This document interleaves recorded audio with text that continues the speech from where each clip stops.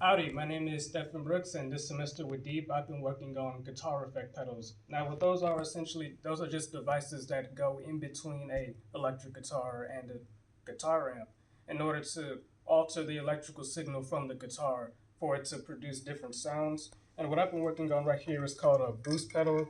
Essentially, this just raises the amplitude of the electrical signal to make the volume louder. Now, this was my first time soldering, so it might look a little bit janky, but I was able to get it to work. It just sort of fades in and out of it.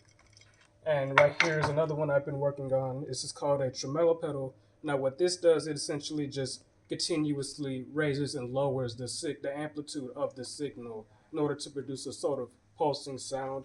Now, although I can't actually physically demonstrate how these work, I have the two written down on graphs right here.